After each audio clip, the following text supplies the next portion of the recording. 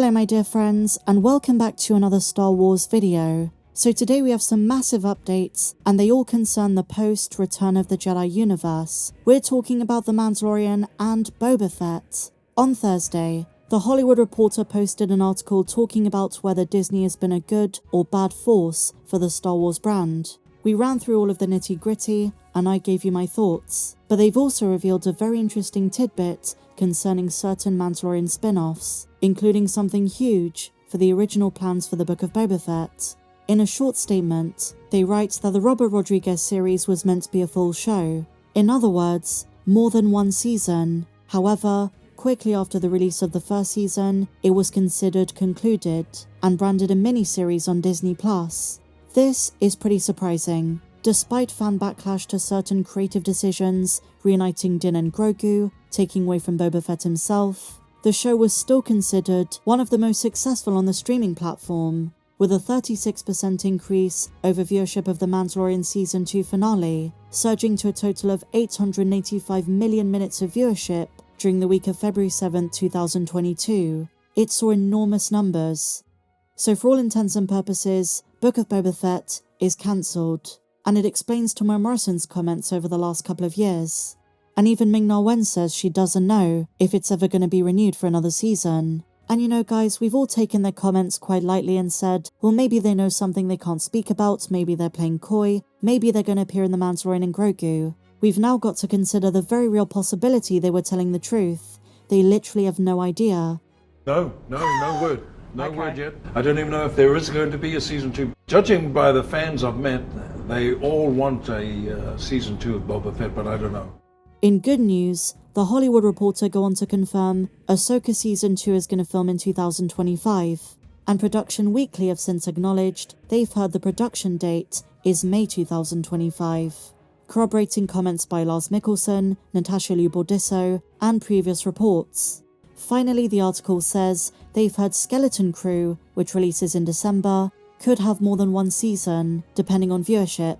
No surprise, it's very similar to The Acolyte. The low viewership, the cost, just didn't make a renewal worth it. It didn't make any sense.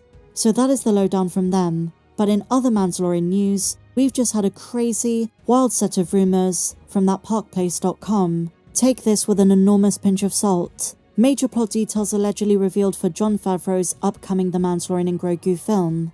These could be absolutely false, and I'm kind of doubtful about them, but you never know, they might be on the nose. With some of these sources, it's a mixed track record, but it makes for very fun coverage of Star Wars news, because we can go back and see what was right and what was wrong. And some of this, to their credit, does sound like it could be legit. So they start by saying this: in the original plans for the 2026 film, Bo-Katan was going to end up taking the crown as the ruler of Mandalore at the end of the movie, but now they've changed it. They say she's going to die and sacrifice herself at the end. The end of Bo-Katan. It's a very big deal and sounds like it's going to be in the final showdown.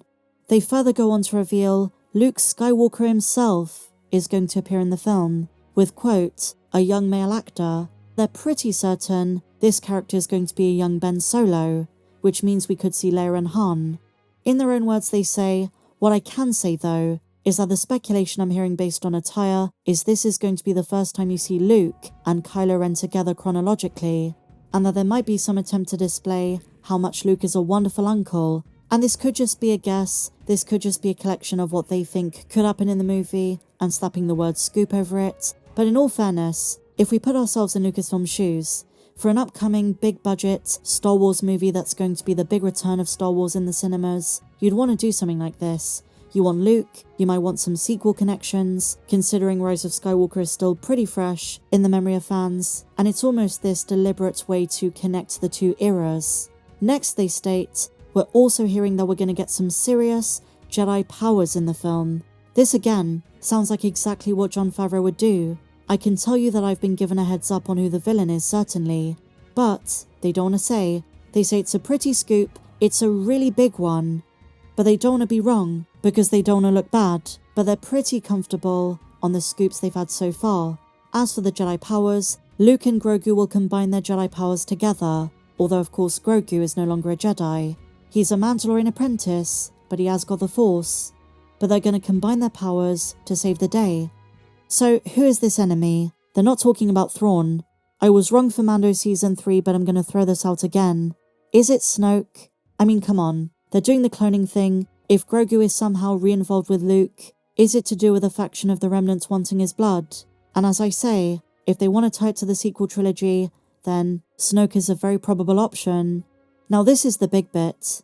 They say this will be the end of the Mandalorian and Grogu story arc. Flat out, it's over.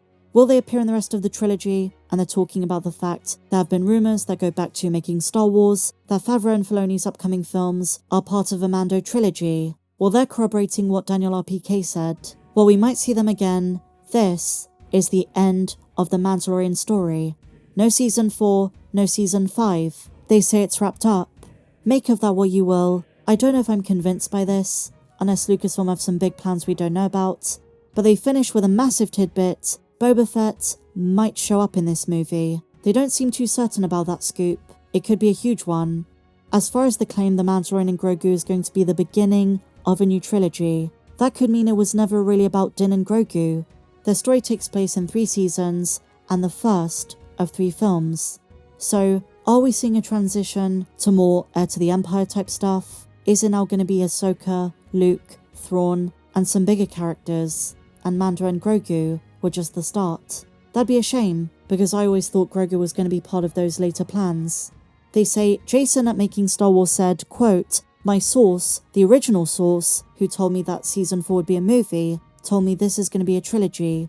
So we do have something more substantial to sink our teeth into, something bigger to look forward to, and again, it's all contingent on the performance of these movies.